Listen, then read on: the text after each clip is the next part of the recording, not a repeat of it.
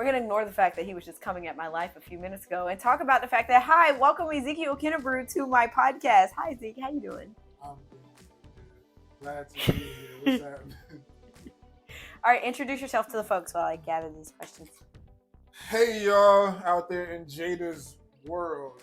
I am Ezekiel Kennebrew. I am the founder of Build As You Grow LLC, business development consultation agency. What we do is help businesses take their ideas, their dreams, their passions, and bring them into fruition in a way that is sustainable and on a trajectory to grow. So Jada and I actually just created our own like JV with it, where we'll be helping each other bring in our best abilities, core competencies together to help, maybe some of you bring your ideas into fruition and grow your audience, grow your market share, make all the money that you want to make purposefully. Yeah. With purpose. Yeah, because that's what we do. We do purpose shit. Right. So look out for it. New Waters. Yeah, New Water Business Solutions. All right. Okay, so this is a part of my podcast. This is a special episode, by the way. I only do these once a month, so you're like my person for February. You should feel special. All right. I'm here. Okay, so how does godly community provide collective strength when facing common stressors in modern life? I gotta answer the questions first? Or is it a conversation? I'm just answering. It's a conversation, but like I want to hear your thoughts first. I have my own answers.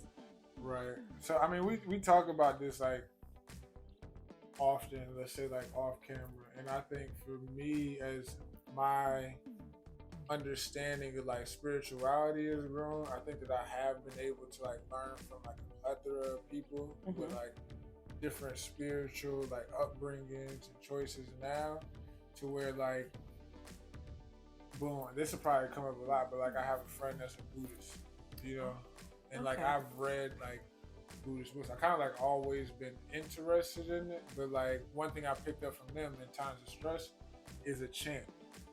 You know what I'm saying? Is it the Yam Ho La? Yeah, I was listening to Tina Turner for like an hour yesterday. Oh shit! But it's like really, it's pretty much affirming the law of cause and effect. I don't know what language that is, but it's saying that it might be the language of tongues the whole time. It could be like on Dragon Ball Z, where they have like the whole language of the gods. It could be something. It could be tongues. I had a dream the other day where I was like speaking tongues, but I could hear what I was saying. Like somebody was speaking, like it was a dream. It was very vivid, and I remember it. Somebody was speaking tongues, but I heard the words in English that they were saying. It was weird. What were you saying? I don't remember what was being said, but I know I could hear the words. So like, I feel like that was God confirming to me that like, it's a real language. Like the language of God, the language of Adam, that there's a real language. And every person who hears that language can hear it. I feel like that was just God confirming to me the fact. I don't think that what was being said is important. I think it's the fact that I could hear tongues and interpret it into English was the important part, because that's the part I remember. Tell you what you just said a step further. Between math and music are those. Music is math.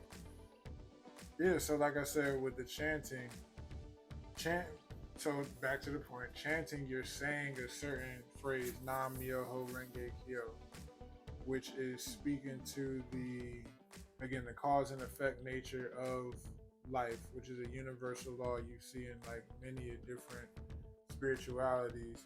But that being something that there's like a chant for it in the Buddhist Nichiren Buddhism, but then at the same time, like another religion, other type of spirituality will have like a different way of, going about the same thing.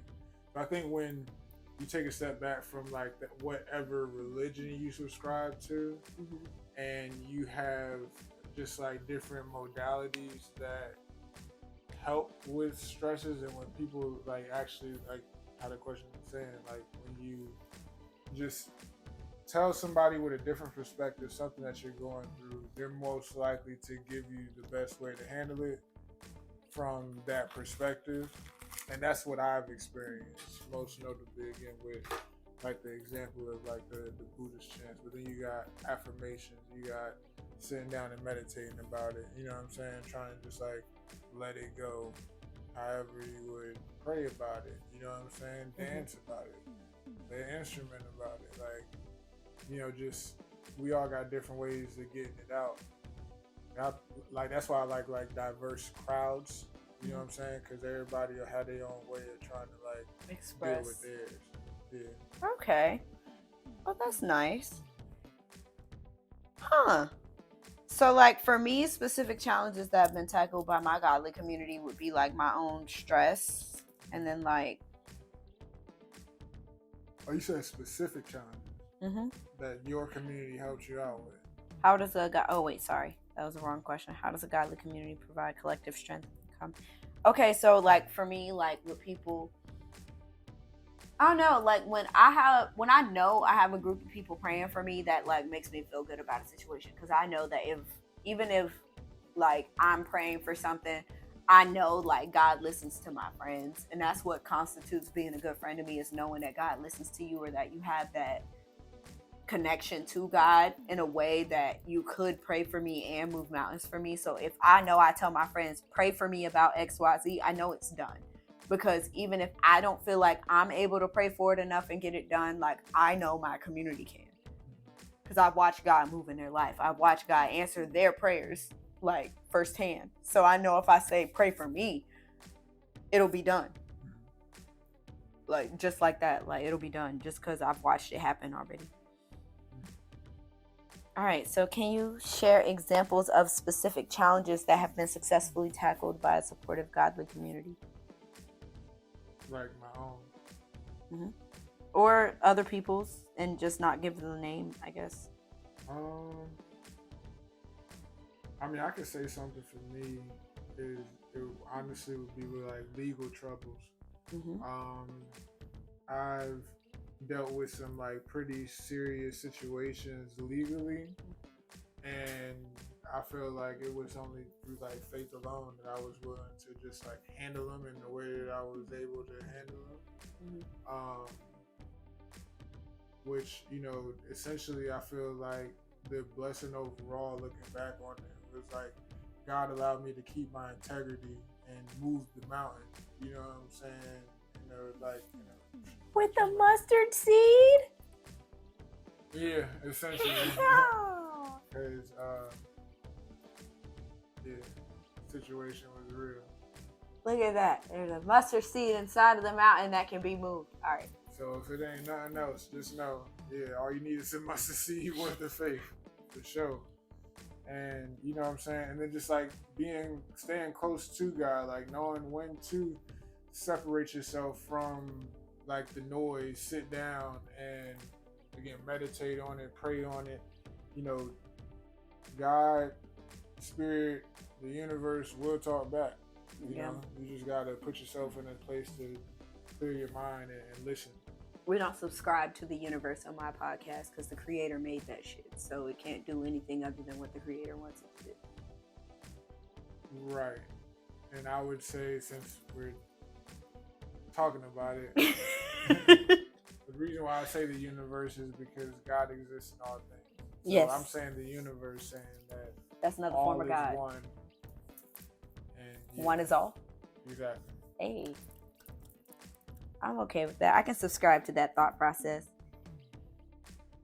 For me, like my specific challenges, like would be school, because I almost got kicked out of that hole. Talk about God. But the Lord said, "Not my child." Like that's really what it is. Like I almost got kicked out of school, and like I remember like everything that was going on during that time period, and I just reclused into prayer and worship for a long time.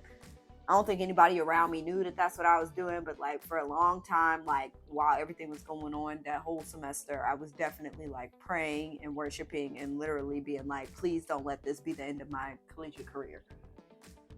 And like it wasn't. So literally, like that was probably the hardest point in my life where it was just like everything turned upside down. Like I went from being the person that was like on the top of my game to being the person that was like almost kicked out of school. Both are possible. I know they can exist at the same time now in my maturity, but at that point in time, that's not what I knew to be fact. I knew to be fact the fact that like me being on top of things at school was the pinnacle of my life. Like that was what I was supposed to do.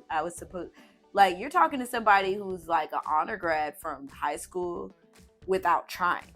Like I had a 3.8, 3.9 GPA graduating high school, and that was me like bullshitting.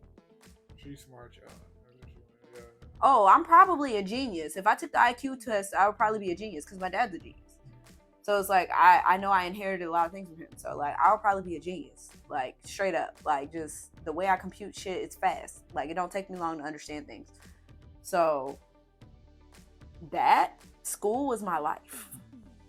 Getting like my sister graduated, what was it, magna cum laude, so I had to do summa. Like that's what was supposed to happen. So it was just like that didn't happen. That was already like that was a lot. Do the thing. Whee! Oh, you're gonna leave it unlocked for me. He cares! This is what happened when somebody cares about you. Since we're in the middle of love weekend, ladies, if you don't leave his phone unlocked for you, he don't give a fuck. This is a podcast. I'm doing my part, y'all. I mean, I guess that there is maybe some truth to that. At the same time, it's actually not true. It's because no. You said there's some truth to that. Now all of a sudden it's not true. You're just trying to look out for your boys. Shit, I'm looking out for me too because I ain't even about to set your boys. Right, yeah. Because I'm not even about to set that standard. I'm not about to set nobody up for the fail. That's ridiculous. I don't want. The thing about it is, I don't even want nobody to feel like they should have to look through your phone. Have to go through my phone. One, and even if you do, if you feel like you gotta go through my phone, that's already a problem. Right. You know what I'm saying? No, I agree with that. Cause like leave. Yeah, like if you got suspicious, one, you leave or just ask. But don't try to. Oh man, we're bringing up stuff. Nah, don't ask. Don't just go through my shit because I'm not gonna do that to anybody. If I have like a. Don't ask though, like, cause they're gonna lie. If they're doing some fuck shit, they're obviously gonna lie to you. So don't ask. Like, but if you feel like you need to do that, leave. If you feel like you're with somebody that's going to lie to you when you ask them, then you're in the wrong scenario. Well, if you're not going to lie to me when I ask you, then I wouldn't feel like I need to ask you, if that makes sense, because you're a very forthcoming person already. So I wouldn't need to ask you. I wouldn't need to go through your phone because it will already be brought to attention. Exactly. So, like, what I'm saying to you is if you even feel like you got to ask, get the fuck. Because, like, what? Like, well, all I'm going to say is, what was his question? What was his answer last time you said, what are we? Now to tell you, last time you asked that question. Shit. You covered for the last time you kill the relationship right there. Before you want to go through anybody's phone or anything, what did he say the last time that you asked him, what are we? If he said he ain't know, then baby, you don't know either. Go get another nigga. If he said he ain't know, that's a problem. If he told you what it was, and you still trying to slither. Shuck and jive. Yeah. That's what I call that. It's not slithering. It's shucking and jiving. And we all shuck and jive from time to time. That song has been playing in my head over this past week. Like, everybody plays the fool sometimes. But that's bullshit. Fuck what you heard. Everybody plays the fool sometime. If you are fuck what you heard. Everybody, that's a word. Hallelujah. Everybody plays the fool sometimes, but you gotta get it out your system. You You gotta get do. the foolishness out That's say everybody try to shuck and jive, but when you're done shucking and you're done jiving, you need to wake the fuck up and realize what the fuck is going on. Get that shit out your system before you turn 30. In what ways have you observed individuals within your community supporting one another during times of heightened stress?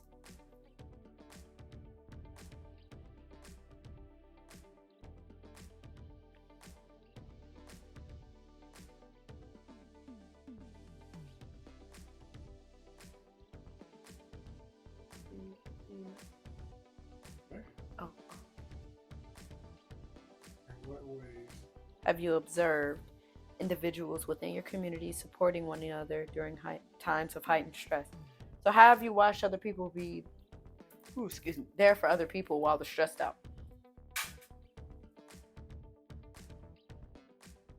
I mean, really just like, showing up. It's tough because sometimes you want to be there for people more than they want you to be there for them. That's a tough balance to. Like, I feel like that's one of the things where you gotta learn the hard way. But I will say that if anything, if you're one of the people that's trying to like look out for somebody while they're down, be prepared. You know what I'm saying? For anything to happen, like they might lash back out at you because you're the one that's trying to, like extend, or it might come from their perspective that you're overextending. Yeah. But if you know that, like, your intentions are well, and you just, trying to wholeheartedly be there for that person, then you just gotta hang your hat on wherever, like, however the dice land. You know what I'm saying? Because it's like our first time going through life. You might have been raised around your elders. Like, some of us haven't.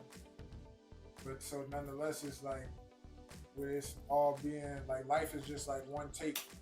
You know what I'm saying? Ain't no go back the next day and rewind and erase. Like, nah, we really like learning as we go, bro. So then it's like you gotta do what you gotta do and learn from it. You gotta learn based off of experience. Let people be there for you. You gotta be there for people and just figure out what works. One way I've observed that is by, like, there was a situation where I'll say a close friend of mine had to observe one of her close friends being in an abusive relationship, and she confided in me about it. So I was ready to call the police, but she was like, don't do that, because if you do that, then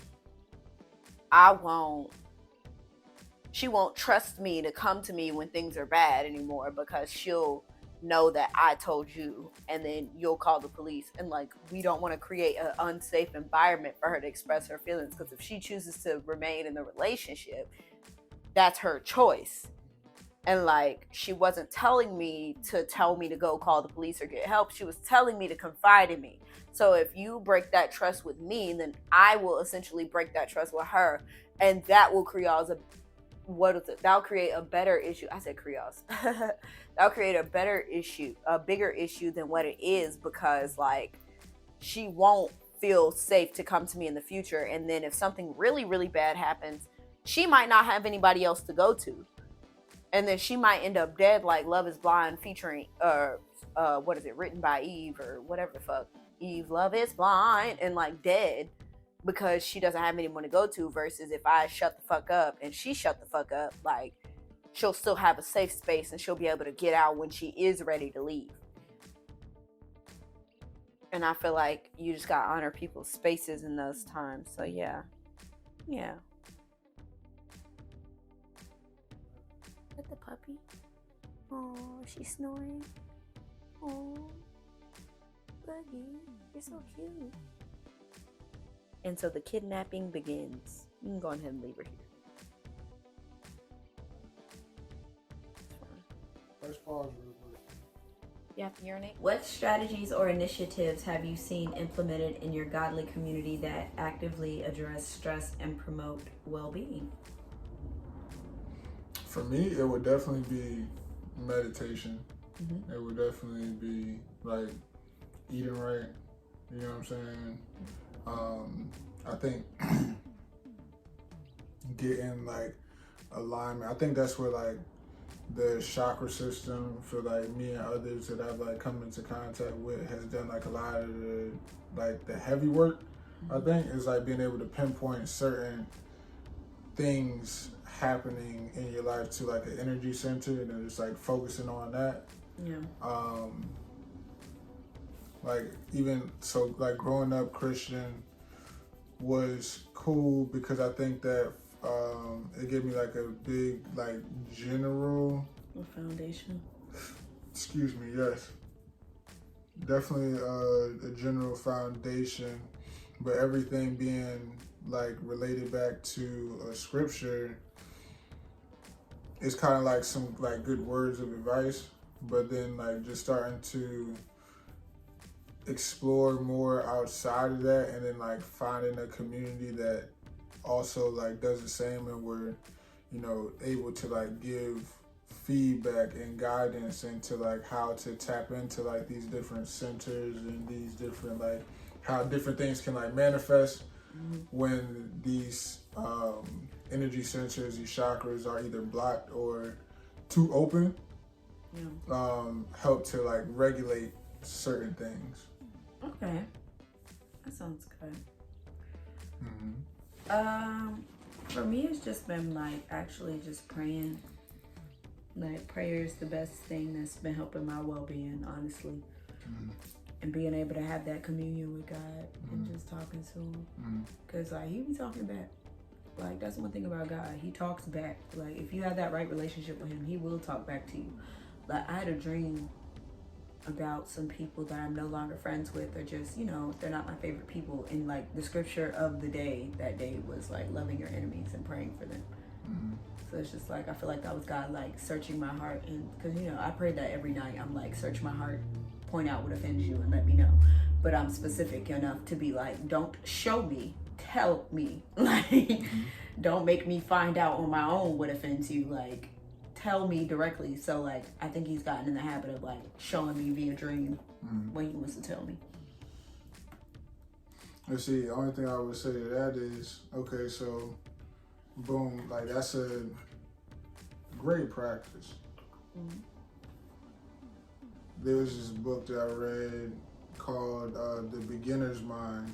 And it's about like Zen Buddhism, and one thing that I took away from that was, you know, removing duality from situations. So it's not about heads or tails, but just acknowledging the coin as a coin, right? So saying like a person isn't good or bad, but the person is just being the person. Yeah. And everything being like perfect as it is.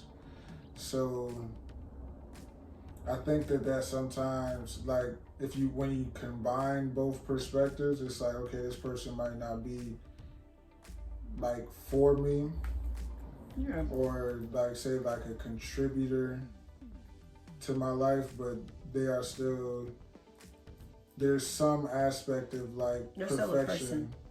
Well, I mean, yeah, that's still going to remain true, but it's like something about this person and who they are is perfect in itself, because it just opens the door to some like further alignment, enlightenment, way to just like maneuver through life. And again, it's like it's neither like good or bad, it's just like what was necessary for like the next level or phase of life. I feel like when someone's your enemy, and it like we wrestle not against flesh and blood, like I know that, like I know it's not the person themselves, but like I also know that like when someone's your enemy, it's because there's something in their spirit that's an enemy of your spirit. It's not necessarily like that they're bad people or that they're wrong. It's just more so the fact that there's something in them that doesn't agree with what's in you, and like to not acknowledge that, I feel like it's foolish.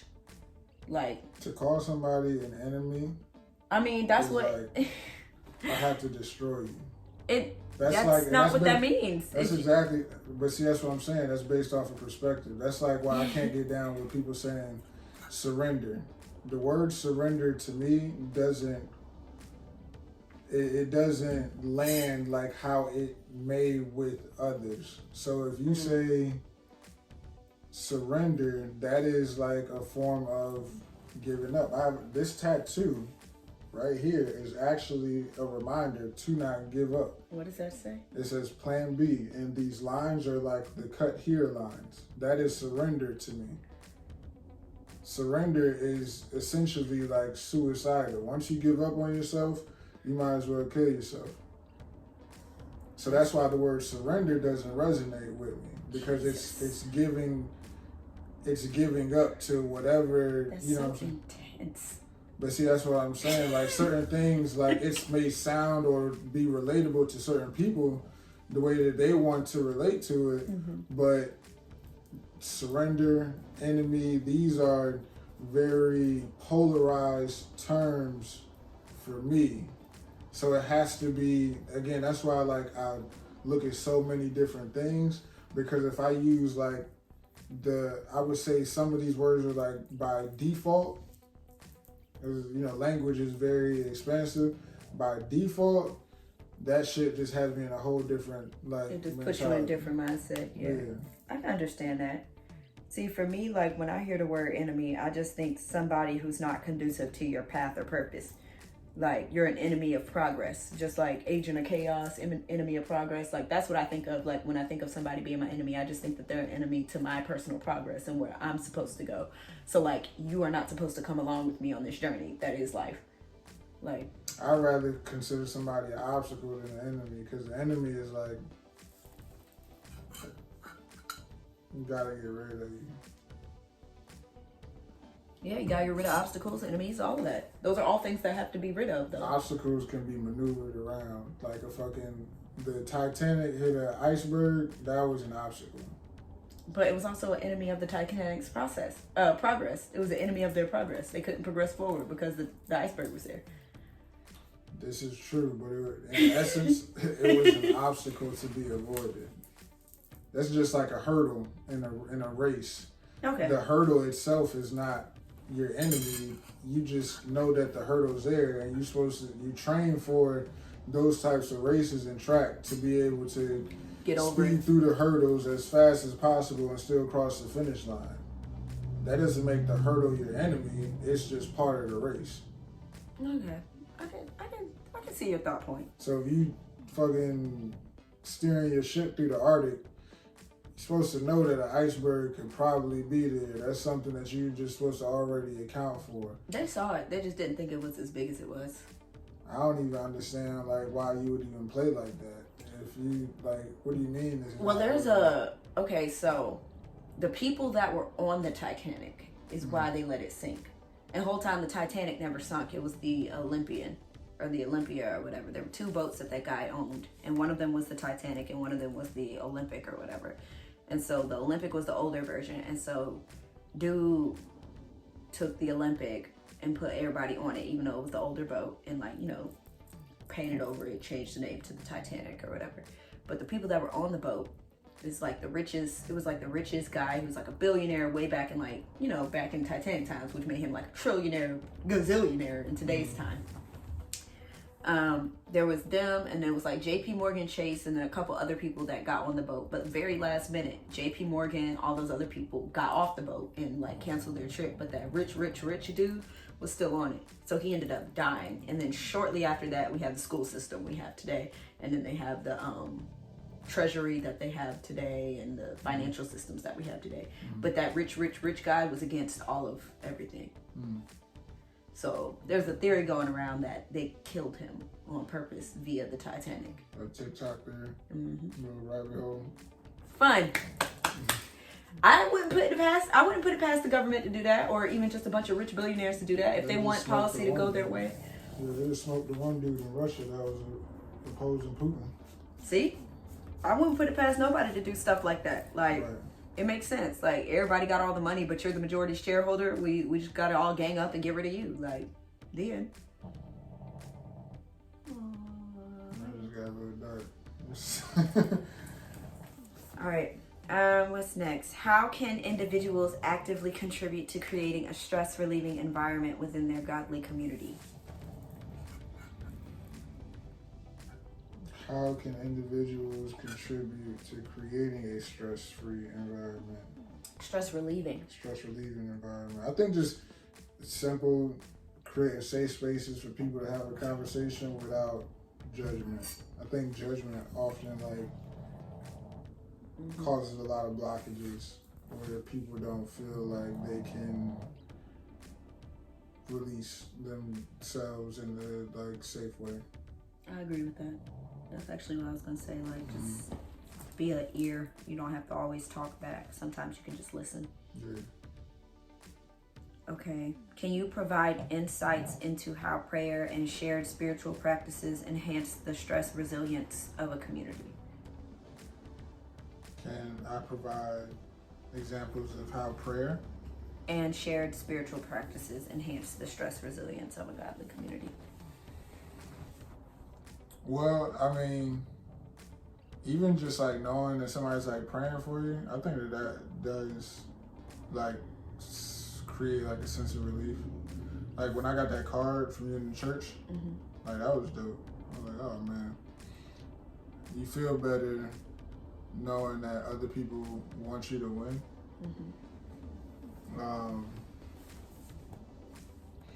And I mean, sometimes you do got to put it out there that you're looking for that, like extra support.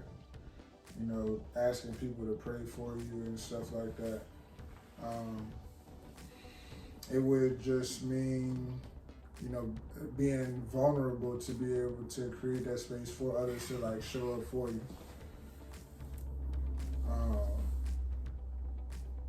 Yeah, that's actually the most of what I know. That and just like my homeboy Cord out here, shout out to Cord. He has like the Care More community and has like done a lot as far as like bringing together like the holistic like spiritual community. That was like the first time that I actually like got out and like meditated and did yoga with people, was through like his Care More on Sundays. So yeah, before that I never really like did any of those practices since I like started to get into it around other people. Like I go like to the beach by myself and stuff like that and do it alone.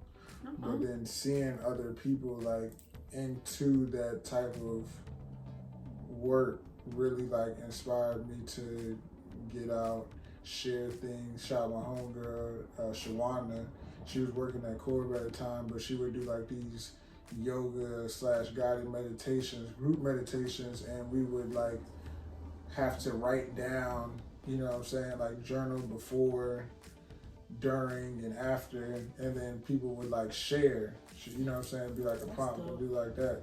So that created like a space of like, you know, open support, you know. So I think that stuff like that is when you encourage it, you know what I'm saying, you creating a space for people to, you know, be their most vulnerable selves and then show up for one another now that you know like what each other's going through. That's nice. I really like the idea of that, the yoga and like journaling before, during, and after. That's dope, because then like you get to see like real time progress of like your emotions, and that's dope. I have heard so many people just crying in the middle of them junks, man. Yeah, because it's like she's doing something that's deeper than just doing some group yoga. Yeah, no, it's a meditation with like light yoga. Yeah, that's deeper than. It's just deeper than doing it, like, you know, like with the journaling and stuff, and like people having to really assess where they are, because a lot of times people will like go to events and stuff like that to try to escape. But the fact that she's just not letting people escape, and she's like helping them deal with, process, and work through her, that's dope. Yeah, I just recently learned about this term called spiritual bypass, which is like people doing certain things like that just to get the feeling.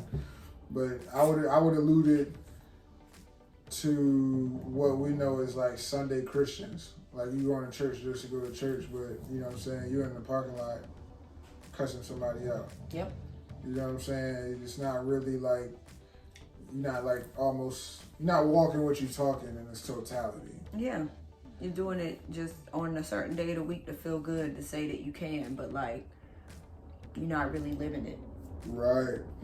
Right. So I think that's what we see, like even the law of attraction kind of like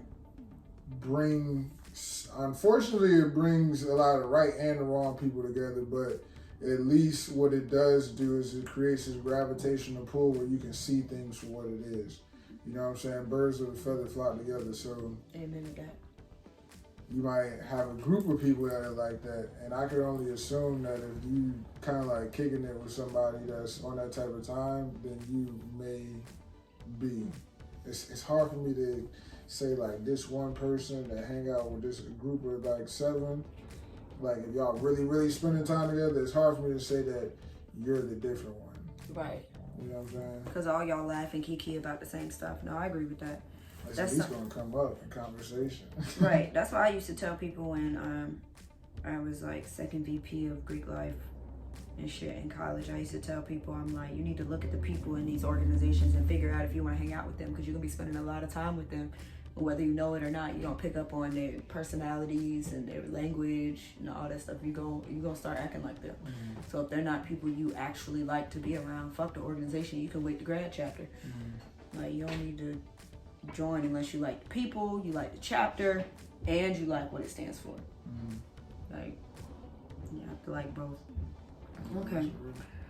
What advice do you have for individuals seeking to actively participate in and contribute to a stress-free, godly community? Be willing to be open to just to everything. Like, again, I've just dipped and dabbled in a lot, just being open-minded. Mm-hmm. You know what I'm saying? Not accepting one thing as the end-all, be-all.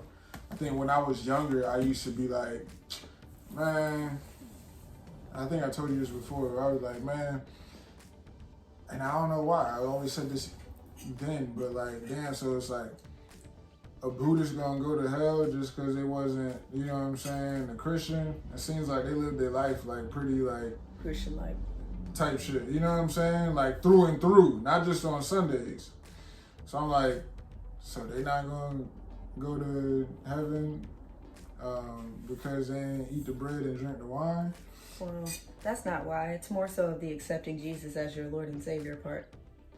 And we've had a lot of conversations about that, so I'm gonna just leave that there. But I would advise anybody to look into the esoteric meaning of the Bible. I'm not gonna promote anything or this, that, and the third. I'm just saying, look into the metaphoric representation of a lot of the things that are said in the scriptures. And then accept Jesus as your Lord and Savior. That's what I'm saying. As well as Christ consciousness. They can coexist. I'm sure they can. They have. They have for thousands of years. But nonetheless, shout out to all the prophets. You know what I'm saying? Like Ezekiel. Not all right. Okay. Am I Not lying? like me. But if anybody asks, I ain't see shit, I don't know shit, don't ask me nothing. Nah, but what was the actual question?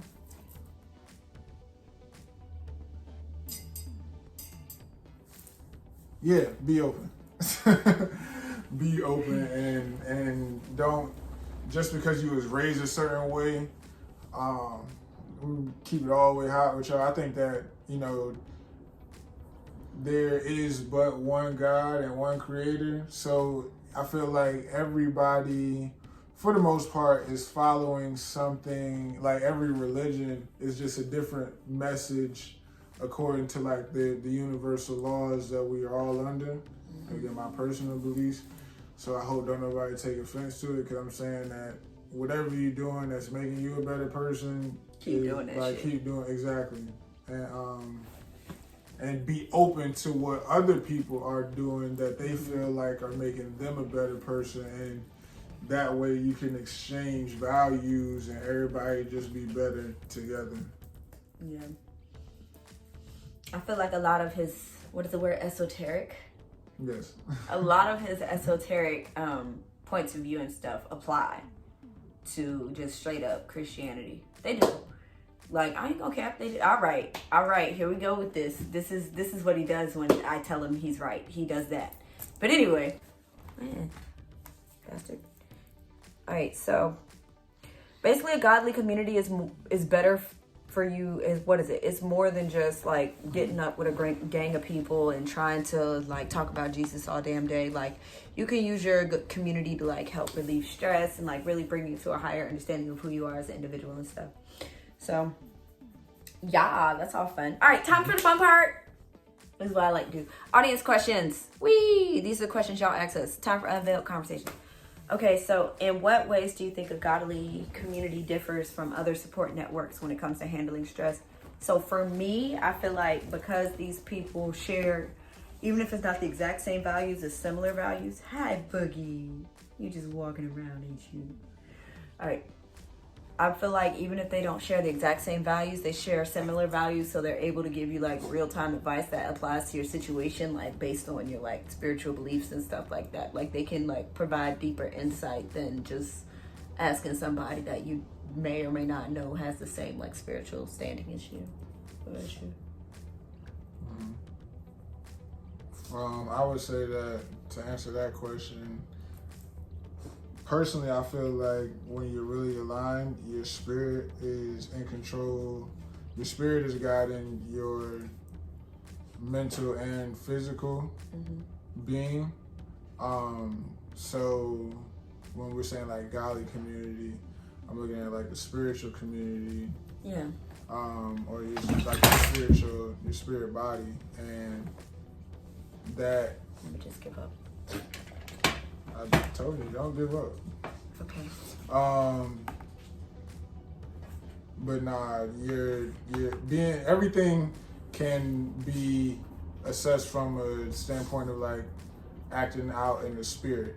So I think that just takes it a level deeper than anything else, really. Okay. In what ways do you think a godly community differs from other? Oh, that's a copy. I don't know how that happened. Okay. How do you balance the need for solitude and personal space with the desire for community support in managing stress? So balancing solitude and community.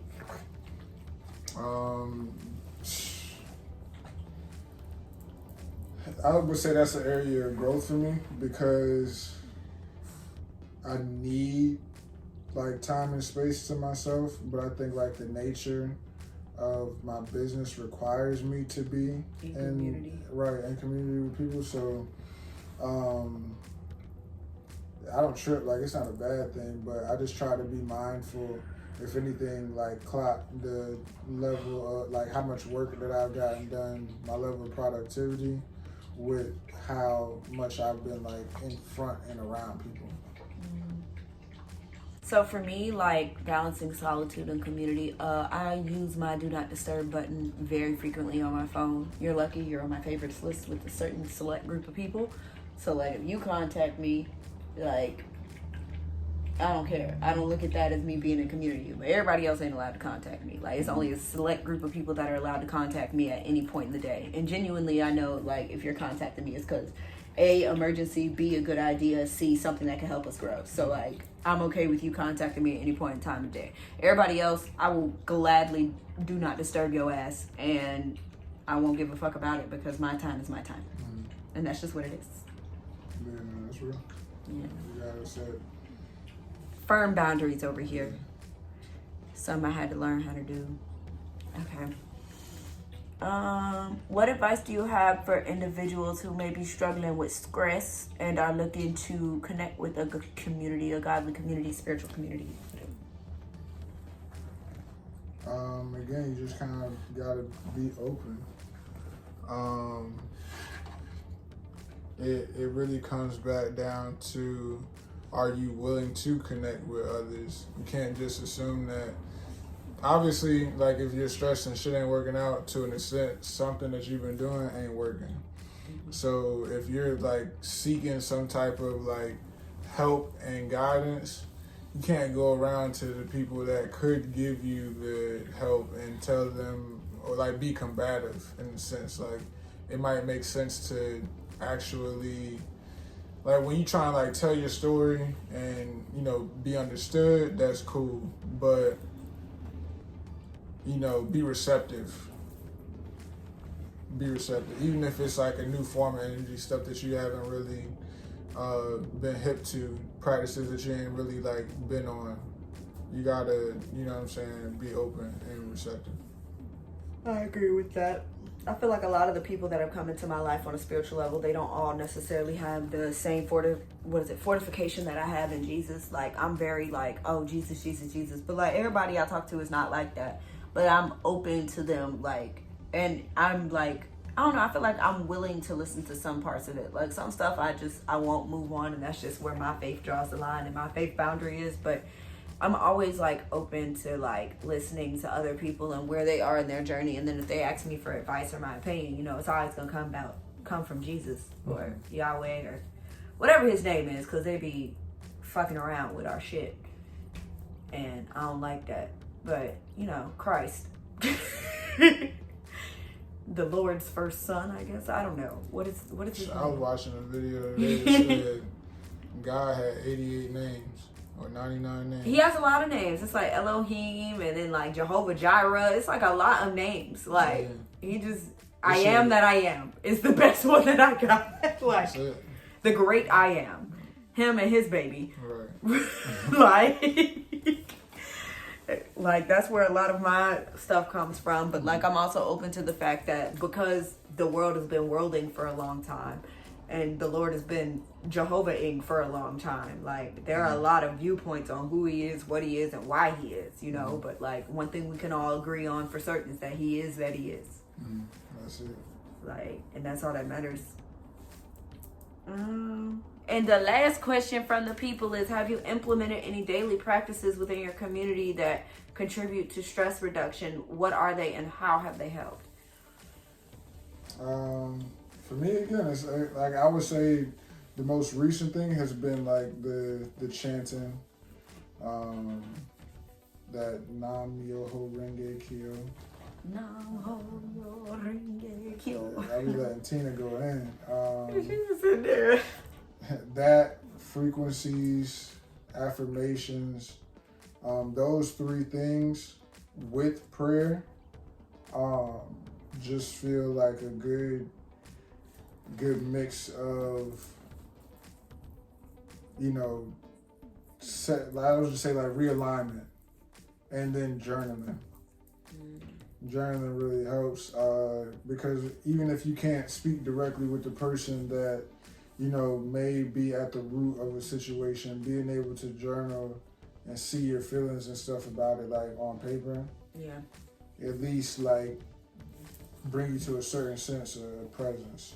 And then reading too, like, shit, like I said, I don't got a TV right now. That's because I'm in this process of like involution. You know what I'm saying? Oh, involution. Yeah, because everything is really like, it starts from the inside out. So if you want to change anything, any type of circumstances, you really got to, change your mind. You know what I'm saying, look on the inside and be like, damn, so what is it about me that keeps causing these situations to happen? And it's not coming from a shame or a guilt place, but you just, you know, seeking that awareness, so then that way you can really adjust accordingly. Yeah. I like that. I like the word involution. I don't know. I like that. Like the evolution of my insides. That's nice. Well, yeah, that's one way to, like, you know what I'm saying? It's an evolution of who I am inside. Like, but now the way that, like, it was first introduced to me is like, say like when like a painter goes so deep within like their creation that they lose themselves in the creation type of thing. So it was said that like God, in creating everything, went through a process of involution to where, you know what I'm saying, God is in everything that, you know, that the spirit created, while being the ruling principle over it all. That makes sense, because our DNA, our double helix, the numerology of it is literally like God, and it's something like God within or something like that.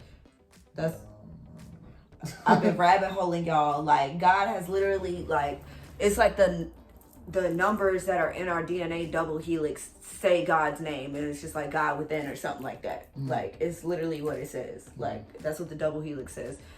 And then this other stuff, like the Eye of Horus looks exactly like our pineal gland.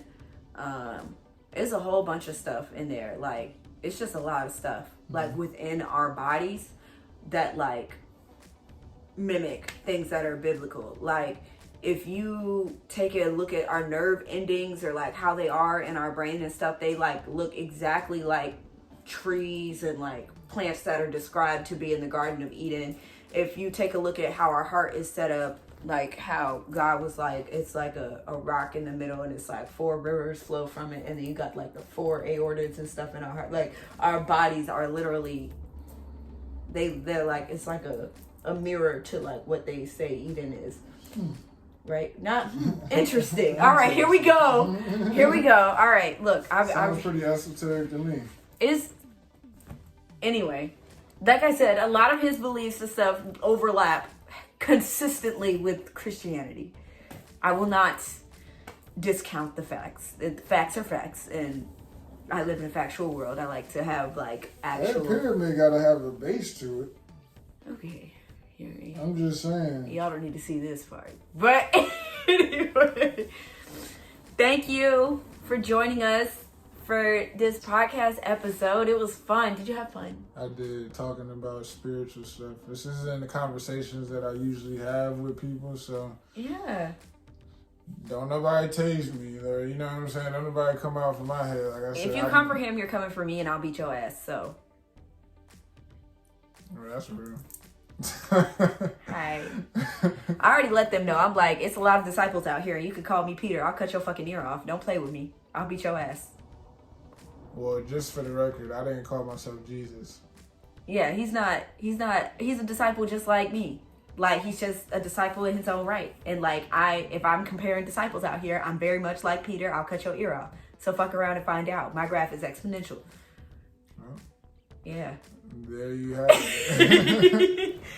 But please follow for more self-love, branding, and most importantly, Jesus and the Lord, because we're all trying to get you into heaven. He might not be trying to get you there, but that's what I'm trying to do. I'm trying to get you into heaven. I want you up there with the daddy like me, because I'm going. I don't know what y'all are doing, but I'm going. I have my golden ticket already. It's been signed, sealed, and delivered. I'm his. And I'm going to say that heaven is here too. You know what I'm saying? Heaven is also a mentality, a mind state. It is bliss. It is enlightenment. It is all the higher emotions. And, you know, don't look at somebody as like a heretic for believing that there is such thing as like heaven on earth. Because it's the process of essentially accepting everything that does happen in this lifetime and saying that, you know what, there's a level of like bliss in it, to where, again, heaven and hell being like thought processes, you can like literally think yourself into a constant hell or heaven. It's either life is happening to you or for you. Period. And the Bible says that. That's why you gotta take your mind captive and know, like, you gotta take your mind captive and subject it to whatever the word of God is for you, whether it's like your higher self or the actual Bible. That's what I call the Bible. I call it the Bible because that's how it's spelled. Basic instructions before leaving Earth. The Bible. Bible. Yep, the Bible. All right, y'all. Thank you for being here. And remember, 2 heads are better than 1. So hopefully, like... Is that the name of the segment? No, that's the little piece. I always give them a little nugget. Like, at the end of it all, like, 2 heads are better than 1. And I feel like our conversation, like, touched on a lot of stuff, like, whether it's, like, one side of the spectrum, the other side of the spectrum. Like, I feel like we covered a lot of bases there. So yeah, for sure. That's what I'm saying. 2 heads are better than 1. It's always good to get, like, perspective. That's why the episode is all about community. Like, two heads are better than one. You create a Venn diagram. Right. And you be able to figure out where's the intersections. All right, y'all. I don't know what next week's episode is going to be because I'm not done writing those outlines yet. So I'm going to make up the questions for the next episode. Bye.